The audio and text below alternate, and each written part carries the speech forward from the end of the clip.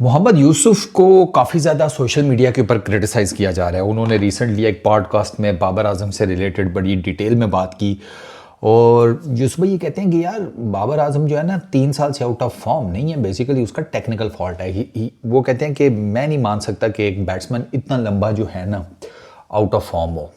ये साइड के out of form कुछ टाइम पीरियड के लिए आप होते हैं, लेकिन फिर आप काम शाम करते हैं तो आपकी फॉर्म वापस आ जाती है। 3 साल के लिए रिसेट की उसका टेक्निकल फॉल्ट है बाबर आजम का, ठीक है।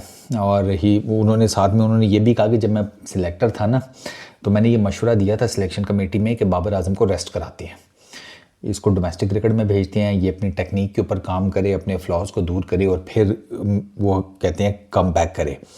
इस साइड के जब मैंने सिलेक्शन कमेटी में ये बात की तो हर कोई मेरा मुंह देखना शुरू किया कि बाबर आजम को ड्रॉप कर दें, क्या बात कर रहे हैं आप, पॉसिबल ही नहीं है बाबर आजम को ड्रॉप करना। तो ये मोहम्मद यूसुफ ने उसके ऊपर काफ़ी आर्गूमेंट वगैरह दिए थे कि आप ये बात ना करें कि बाबर आजम को अपनी गेम इंप्रूव करनी चाहिए एंड ऑल दैट। तो उसके ऊपर भी यूसुफ भाई कहते हैं कि मैंने फिर रिज़ाइन कर दिया कि यार फ़ायदा कोई नहीं, इस तरह तो बेइज्जती वाली बात है। तो 2 दफ़ा किया, रिज़ाइन नहीं एक्सेप्ट हुआ, तीसरी दफ़ा फिर दोबारा किया तो फिर एक्सेप्ट हो गया था। और एक उन्होंने बड़ी और इम्पॉर्टेंट बात की है, ही सेड के वो जो वर्ल्ड T20 में 2021 हम जो मैच जीते थे ना 10 विकेटों से 152 वाला, ही सेड के वो जो मैच है ना वो फॉर्चुनेटली या अनफॉर्चुनेटली वो हमारे गले पड़ गया है। ही सेड के वो जो प्लेयर्स जिन्होंने वो मैच, वो थी टीम, वो जो कोर ग्रुप है आपका, डिसरिस्पेक्टफुल से हो गए, उन्होंने अपने आप को लार्जर दैन द गेम समझना शुरू कर दिया। उनको लगा कि हमसे बड़ा कोई प्लेयर ही कोई नहीं है, वो उनको लगा कि हम सबसे बेहतरीन है दुनिया में और हमने सब कुछ अचीव कर लिया है, एरोगेंट हो गए। और आप देख लेंगे 2021 के बाद आपकी डिटीरिएशन ही आई है। 2021 में आप वो जीते, वर्ल्ड T20 के सेमीफाइनल में गए, 2022 के फाइनल में आए एंड देन गेम 2023। और 2023 के बाद से आपकी टीम उठ नहीं पा रही उस तरीके से। इसमें मैं चूँकि बहुत ज़्यादा चीज़ें अंदर की भी जानता हूँ, इन बातों में काफ़ी हद तक सच्चाई है। यूसुफ भाई ने जो बातें की हैं ना उसमें काफ़ी हद तक सच्चाई है। मैं कई ऐसे बड़े लोगों को भी जानता हूँ कि जो ये बात मानते हैं कि वो मैच हमारे ना गिट्टे फिट हुआ है। मैंने कई बड़े लोगों के मुंह से ये भी सुना हुआ है कि काश हम वो मैच ना जीतते, हमारी क्रिकेट के लेसन लग गए उस मैच के बाद। आपने देखा कि उस पहले कभी उस मैच की, जिसे कहते हैं ना, सर्जरी नहीं की जाती थी, अब तो उस मैच की भी सर्जरी होती है। लोग आपको बताते हैं कि उस मैच से राइट एक हफ्ता पहले इंडियन टीम IPL में थी, IPL का फाइनल हुआ, उनको रेस्टिंग टाइम नहीं मिला, उनका प्लेयर कम्बिनेशन सही नहीं बन पाया और वो 2 साल टीम इंडिया के लिए कोई इतने खास नहीं थे when it comes to T20 world T20।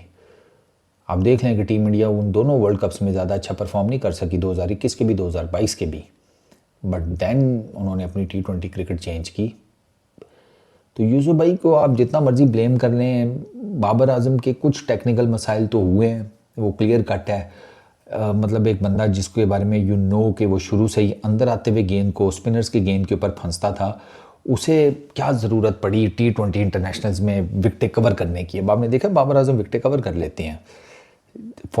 ये नॉर्मल बैट्समैन के लिए बहुत ट्रिकी सिचुएशन होती है। बाबर आजम तो वैसे ही फंसते हैं अंदर आने वाली गेंद के ऊपर, स्पिनर्स का जो गेंद होता है उसके ऊपर, उनसे हाथ नहीं पिक हो रहा स्पिनर्स का उनसे सिंपल कैलकुलेशन नहीं पिक हो रही, एक सिंपल सी कैलकुलेशन जो कि एक आम बंदा भी देख लेता है कि जब आपको एक लेफ्ट आर्म ऑफ स्पिनर गेंद कर रहा है ना, लेफ्ट आर्म ऑफ स्पिनर, तो जब वो अपना आर्म बॉल मारेगा ना, वो कभी भी आपको विकेट के करीब से नहीं मारेगा।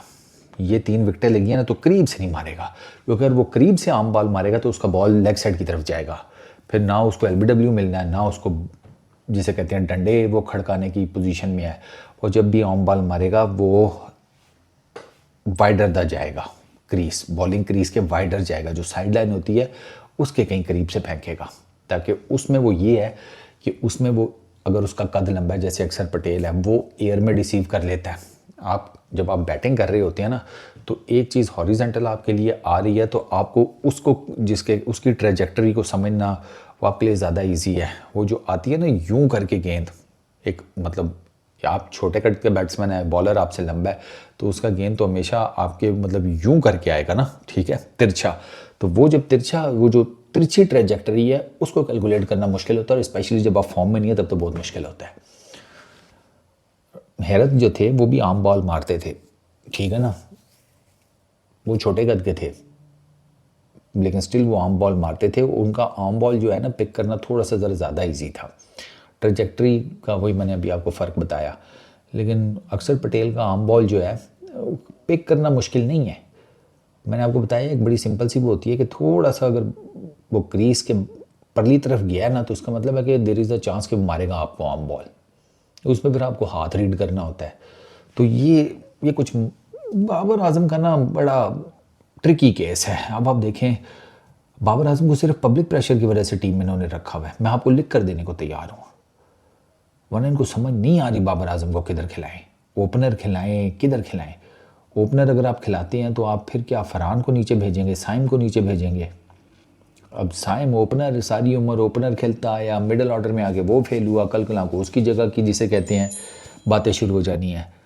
तो क्या कहे यार, बाबर आजम का ना बहुत अजीब सी है पोजीशन। ये वही बैट्समैन है कि जिसके बारे में 2019 के वर्ल्ड कप में स्क्रीन पर आया तो लिखा हुआ था जी इसकी कोई अपेरेंट वीकनेस ही नहीं है, अगेंस्ट पेस अगेंस्ट स्पिन दोनों।